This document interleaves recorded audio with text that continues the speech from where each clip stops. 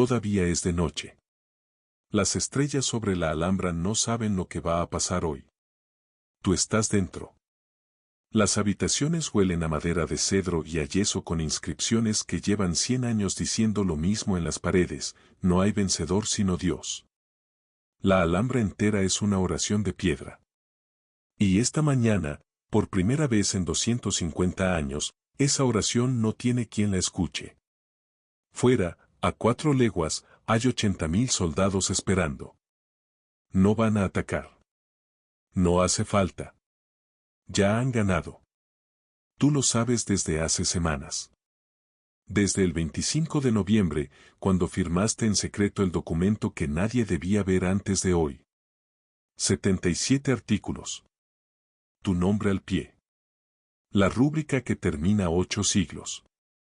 Boabdil, Muhammad XII, último sultán nazarí de Granada, recoge en la oscuridad las pocas cosas que se lleva. No mucho. Un cofre. Unos papeles. La memoria de lo que fue este lugar. Al otro lado del valle, un ejército duerme todavía. Pero el estandarte ya está preparado. Ya saben a qué hora subirlo. Al mediodía. A las 12 del día 2 de enero de 1492, la Torre de la Vela tendrá una cruz encima, y la Alhambra dejará de ser lo que fue durante 2 siglos y medio. Pero antes de que eso ocurra, antes de que empiece la historia que todos creen conocer, hay algo que necesitas entender. Esto no es la historia de un rey débil que lloró lo que no supo defender. Esta es la historia de un hombre que tomó la única decisión que podía salvar a su pueblo. Y que sabía, mientras la tomaba, que la historia no se lo agradecería jamás. Para entender el 2 de enero de 1492 hay que volver 8 siglos atrás. En el año 711, un ejército procedente del norte de África cruzó el estrecho de Gibraltar y en 7 años conquistó casi toda la península ibérica. Lo que nació de esa conquista no fue solo un territorio. Fue una civilización. Al-Ándalus. En el siglo X, cuando la mayor parte de Europa occidental vivía en poblados de madera sin alcantarillado y con una esperanza de vida de 40 años, Córdoba era la ciudad más grande del continente. 500.000 de habitantes. 70 bibliotecas públicas. Alumbrado en sus calles, calles pavimentadas, cuando el resto de Europa avanzaba a oscuras sobre barro. No era un accidente. Era el resultado de siglos de convivencia, tensión, intercambio y creación entre 3 culturas que comparten el mismo suelo: musulmanes, judíos y cristianos. No siempre en paz. No siempre en igualdad. Pero compartiendo algo que es más raro de lo que parece: el mismo espacio y el mismo deseo de comprender el mundo. De esa convivencia nacieron Averroes, que comentó a Aristóteles y le devolvió a Europa la filosofía griega que había perdido. Nació Maimónides, el mayor pensador judío medieval, nacido en Córdoba en 1138. Nació Al-Idrisi, el geógrafo que dibujó el mapa más preciso del mundo conocido en el siglo XII. Nació la poesía árabe andalusí, con sus jardines y su nostalgia. Nació la arquitectura del agua y la luz, que llegaría a su cima en un palacio sobre una colina roja sobre Granada. La Alhambra. Pero los siglos no dejan las cosas quietas. Los reinos cristianos del norte llevaban siglos expandiéndose hacia el sur. Una a una, las ciudades andalusíes cambiaron de mano. Córdoba en 1236. Sevilla en 1248. Valencia en 1238. El territorio de Al-Ándalus se fue reduciendo, hasta quedar en un último enclave, el reino nazarí de Granada. 2 siglos y medio de resistencia. Desde 1232 hasta 1492. El último fragmento de un mundo que se apagaba. Y en enero de 1492, ese fragmento tenía 34 años y se llamaba Boabdil. Empecemos por destruir el mito. Boabdil no era un cobarde. No era un señor del llanto que regaló su reino porque no supo defenderlo. Era un hombre que había navegado durante una década entre traiciones, guerras civiles y presiones que la mayoría de los reyes de su tiempo no habrían sabido sobrevivir ni una semana. Llegó al trono en 1482, en medio de una guerra interna dentro de la propia familia real nazarí. Su padre, Abu el-Hasan, gobernaba Granada. Boabdil, respaldado por un sector de la nobleza, se levantó contra él. Era una lucha de facciones, de clanes, de intereses que llevaban décadas acumulándose. Al final, Boabdil tomó el poder en una ciudad dividida, en plena guerra con Castilla, con la mitad de la élite granadina apoyando a su propio padre y a su tío Muhammad al-Sagal. Un año después de coronarse, en 1483, fue capturado por Fernando en la batalla de Lucena. Y aquí empieza la trampa en la que viviría el resto de su vida. Los reyes católicos lo liberaron. Pero no por generosidad. Lo liberaron con una condición: convertirse en su vasallo, reconocer la soberanía castellana y, sobre todo, debilitar la resistencia interior de Granada. Boabdil libre era más útil que Boabdil preso. Un rey títere dentro del reino era más eficaz que un mártir encadenado fuera. ¿Tenía alternativa? En teoría, podría haber muerto en prisión.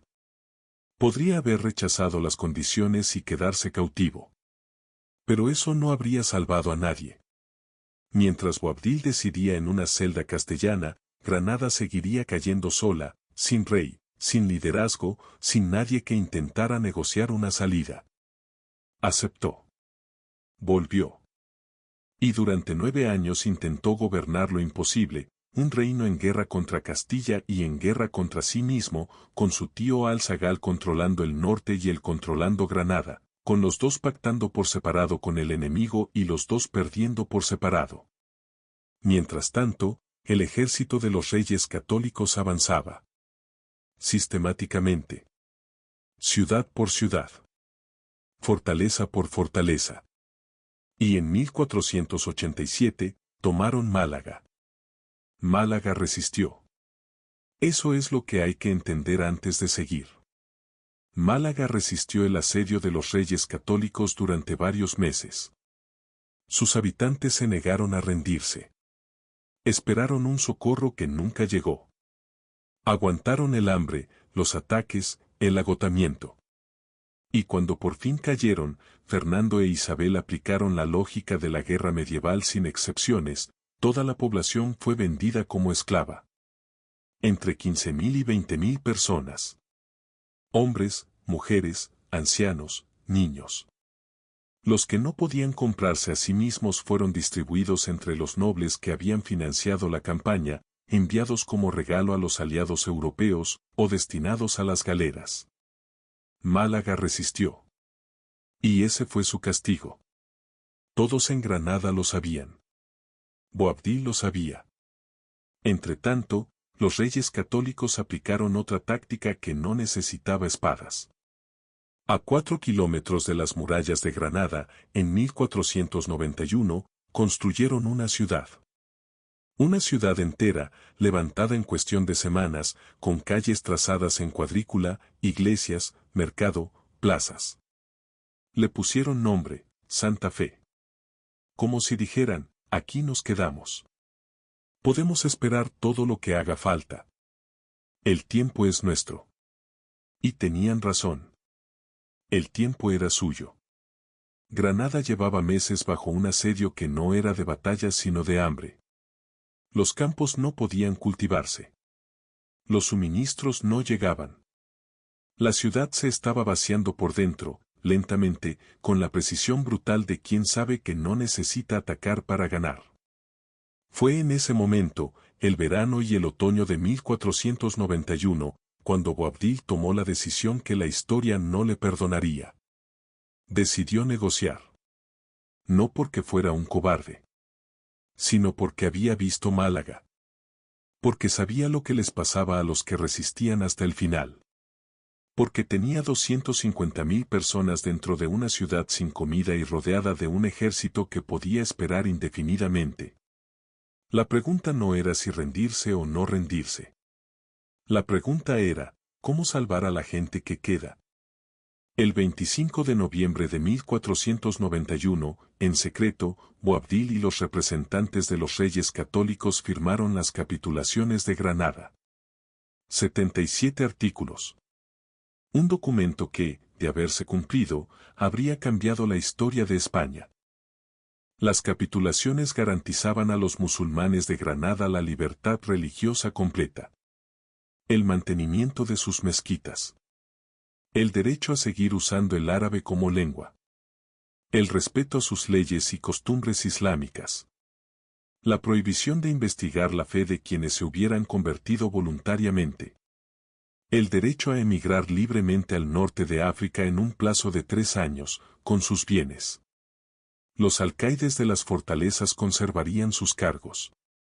Los maestros, los alfaquíes, los jueces de derecho islámico, seguirían ejerciendo sus funciones. A Boabdil le concedían señoríos en las Alpujarras y una compensación económica. A su familia, el mismo trato. Podían quedarse o irse, pero no serían perseguidos. Era, en el papel, una rendición con dignidad. No la esclavitud de Málaga. No la humillación total. Un acuerdo entre dos poderes que reconocían la realidad: la guerra estaba perdida, pero la paz podía construirse. Había alguien que parecía creer en eso. Se llamaba Hernando de Talavera.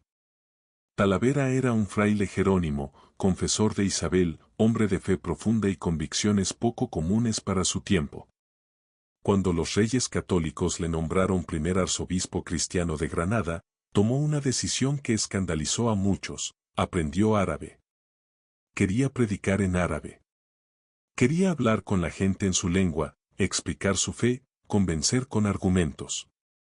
Creía que la conversión debía ser un acto libre, no una imposición. Respetó las costumbres.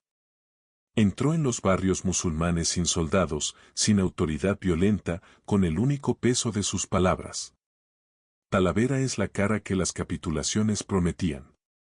La versión de la conquista que Granada pudo haber sido. No fue. El 2 de enero de 1492. Granada. El amanecer es frío. El aire huele a nieve en Sierra Nevada. La ciudad está quieta con la quietud de quien sabe que hoy pasa algo que no tiene nombre todavía. Boabdil sale de la Alhambra por la puerta de los 7 suelos. No por la puerta principal. Por una puerta lateral, al sur del recinto, que da al exterior del palacio sin pasar por la ciudad. Según la tradición, y hay que decirlo como lo que es, tradición, no certeza histórica documentada, esa puerta fue tapiada inmediatamente después de su paso, con la instrucción de que solo volvería a abrirse cuando Boabdil regresara. Lleva 5 siglos tapiada. Boabdil desciende hacia el sur, hacia el río Genil. No es una procesión. No hay música. No hay multitud. Es un rey con sus últimos acompañantes avanzando por el camino de tierra hacia el punto acordado. Fernando lo espera al otro lado del río. Isabel no está allí. Está en Armilla, un pueblo al sur, bajo protección del grueso del ejército. No por protocolo. Por miedo a una traición de última hora. Incluso en el momento del triunfo, los reyes católicos desconfían. Boabdil llega al río. Entrega las llaves de la ciudad. Fernando las recibe. Los dos hombres intercambian las formalidades del momento. Lo que se dicen, nadie lo registró con certeza. Lo que se miran, nadie lo pudo escribir. A las 12 del mediodía, el estandarte de Castilla sube a la Torre de la Vela. El gran capitán, Gonzalo Fernández de Córdoba, supervisa el acto. Las campanas suenan por primera vez en esa torre. El ejército en las colinas levanta el grito. 8 siglos terminan en el tiempo que tarda una bandera en llegar a lo alto de una torre. El suspiro del Moro. Hay una escena que todos conocen. Boabdil, ya alejándose, se detiene en el puerto del Suspiro del Moro, así se llama hoy ese paso en la Sierra de Padul, así ha seguido llamándose durante 5 siglos, Y mira hacia atrás, hacia la Alhambra que ya no verá más. Y llora. Y su madre, Aixa, le dice, lloras como mujer lo que no supiste defender como hombre. La escena existe en crónicas del siglo XVI. Washington Irving la popularizó en el 19 con toda la melancolía del romanticismo. El lugar tiene ese nombre. Pero los historiadores modernos son claros, la frase de Aixa es casi con certeza apócrifa. Embellecida, construida, proyectada sobre un momento real para decir algo que la leyenda necesitaba decir. Y sin embargo, hay algo verdadero en esa escena aunque no haya ocurrido exactamente así. Un hombre que sale de un lugar que no volverá a ver. Un palacio que fue suyo y ya no lo es. El último punto desde el que la Alhambra sigue siendo visible. ¿Lloró? No lo sabemos. Probablemente lo que sintió en ese momento no tenía nombre en ningún idioma que existiera entonces. Lo que ocurre después tiene algo de inesperado. Fernando e Isabel entran en la Alhambra. La recorren. La habitan. Y, contra todo lo que la lógica de la conquista haría prever, deciden conservarla. No la destruyen. No la transforman en algo irreconocible. La Alhambra sigue siendo la Alhambra. Sus patios, sus fuentes, sus inscripciones árabes en las paredes, sus artesonados de madera de pino nazarí. Los reyes católicos se instalan en los apartamentos que fueron de Boabdil y los usan tal como los encontraron. Carlos V, décadas después, añadirá su palacio renacentista en el interior del recinto. Un cubo de piedra macizo, imponente, que Víctor Hugo describirá con mordacidad, como poner un sombrero vulgar sobre una cabeza de rey. El palacio de Carlos V es, en sí mismo, una metáfora, la potencia bruta del renacimiento europeo insertada en la delicadeza del arte nazarí, sin entender del todo lo que tiene alrededor. Pero el palacio de Carlos V no destruyó lo que encontró. Solo lo interrumpió. La Alhambra sigue en pie. Hoy recibe más de 3 millones de visitantes al año. Es el monumento más visitado de España. El único gran palacio islámico medieval de Europa Occidental conservado casi intacto. La ironía es difícil de ignorar. Los que conquistaron conservaron mejor lo que tomaron que muchos de los que construyeron lo habían protegido. Mientras tanto, en la ciudad de abajo, los musulmanes de Granada intentaban vivir bajo la promesa de las capitulaciones. Hernando de Talavera predicaba en árabe. Respetaba los barrios, los ritmos, las costumbres. Había algo frágil y verdadero en aquellos primeros años, la posibilidad de que la conquista pudiera tener una cara humana. Duró 7 años. En 1499, el cardenal Francisco Jiménez de Cisneros llega a Granada. Cisneros es el inquisidor general de Castilla. Es el hombre de la pureza doctrinal. Es, en muchos sentidos, la encarnación de lo que las capitulaciones no eran. Una de sus primeras decisiones es ordenar que se reúnan los manuscritos árabes de Granada. Miles de volúmenes. Texto médicos de Encina, Avicena, obras de filosofía, astronomía, matemáticas, poesía, historia. El depósito de siglos de una civilización. Los lleva a la plaza de Vibrambla. Y los quema. Los llama libros de hechicería. El fuego en la plaza dura días. Hernando de Talavera intenta oponerse. No puede.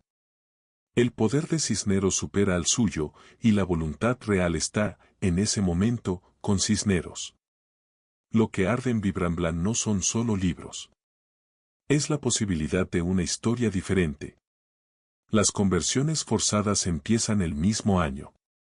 Las capitulaciones llevan 8 años firmadas. Sus 77 artículos son, a estas alturas, papel sin valor. En 1501, la sublevación de las Alpujarras, los señoríos que le habían dado a Boabdil, da a los reyes la excusa para anular formalmente lo que quedaba del acuerdo. En 1502, todos los musulmanes no convertidos son expulsados de Castilla. Ese mismo año, En ese mismo marzo de 1492, los mismos reyes habían firmado otro decreto. El patrón era el mismo. La lógica era idéntica. Solo cambiaba la víctima. Y no terminó en 1502. Los moriscos, los musulmanes que aceptaron el bautismo, los que se quedaron creyendo que podían vivir como sus padres bajo otro nombre, vivieron durante un siglo bajo sospecha permanente. La Inquisición los vigilaba. Sus costumbres eran evidencia de herejía. Su lengua era evidencia de traición. No podían ser suficientemente españoles porque nunca dejaron de ser suficientemente árabes para quienes los miraban. En 1609, Felipe III firma el decreto de expulsión de los moriscos. Entre 300.000 y 350.000 personas son expulsadas de España. Familias que llevaban generaciones en la misma tierra, que hablaban castellano, que habían nacido bautizadas, que no conocían otro país. 117 años después de que las capitulaciones prometieran que esto no ocurriría jamás. Boabdil llegó a Fez, en el norte de Marruecos, con una pensión de los reyes católicos y el título vacío de lo que había sido. Vivió 40 años más. 40 años en los que el mundo que había conocido se deshacía pieza a pieza, noticia a noticia, decreto a decreto. Oyó desde el exilio que ese mismo año, 1492, los reyes habían expulsado a los judíos de España. Oyó los primeros informes de un marino genovés que había cruzado el océano hacia el oeste y encontrado algo que nadie esperaba. Vio, desde la distancia, el inicio de la conquista de América, el esplendor del Imperio Español, la muerte de Fernando en 1516 y de Isabel en 1504. Sobrevivió a Carlos I, al principio de la Reforma Protestante, al saqueo de Roma. Sobrevivió al mundo que conocía por 40 años. Nunca regresó a Granada. Murió en Fez alrededor de 1533. Solo la fecha es incierta. Lo demás es claro, murió lejos, habiendo visto cómo la promesa de las capitulaciones se convertía en humo con la misma facilidad con que Cisneros quemó los libros en Vibrambla. La puerta de los 7 suelos sigue tapiada. Nadie la abrió en su ausencia. Nadie la abrió después de su muerte. Nadie la ha abierto en estos 5 siglos. Hay algo en ese detalle, en esa puerta que espera un regreso que nunca llegará, que dice más sobre lo que fue la Reconquista que muchos libros de historia. Y la Alhambra sigue en pie. Cada año, 3 millones de personas suben a la Colina Roja y recorren los patios que recorrió Boabdil, se detienen ante los mismos versos tallados en el yeso, escuchan el sonido del agua en los mismos canales que él escuchó. El monumento más visitado de España es el testigo más callado de todo lo que se perdió. Hay una pregunta que este lugar no deja de hacerle a quien lo visita. La misma pregunta que hace Boabdil, de algún modo, desde ese puerto del suspiro del moro del que no existe registro cierto pero cuyo nombre ha sobrevivido 5 siglos. ¿Qué preservamos de lo que conquistamos? Preservamos los palacios. Preservamos las piedras y los artesonados y las inscripciones en árabe que siguen diciendo no hay vencedor sino Dios en las paredes de un monumento español. 3 millones de personas al año pasan por debajo de esas palabras y las fotografían sin saber, muchas veces, lo que significan. Pero no preservamos las promesas. No preservamos los 77 artículos firmados con tanto cuidado un noviembre de 1491.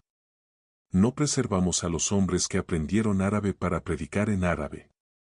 No preservamos las palabras de Talavera. Dejamos que Cisneros quemara los libros y llamamos a eso victoria. Boabdil tomó la única decisión que podía salvar a su gente de la suerte de Málaga. Y la historia le cobró esa decisión llamándolo el rey que lloró, el rey débil, el rey que no supo defender como hombre lo que entregó como rey. Quizás. O quizás Boabdil fue lo que son casi todos los que viven en momentos imposibles, alguien que eligió entre lo catastrófico y lo terrible, y eligió lo terrible, y vivió con esa elección 40 años en el exilio. La puerta de los 7 suelos sigue tapiada. esperando a alguien que ya no puede volver. Lo que destruimos, lo destruimos para siempre. Lo que prometemos y luego traicionamos, no lo recuperamos tapando puertas ni poniendo nombres a los puertos de montaña. Solo lo recuperamos cuando decidimos, finalmente, no olvidar lo que ocurrió.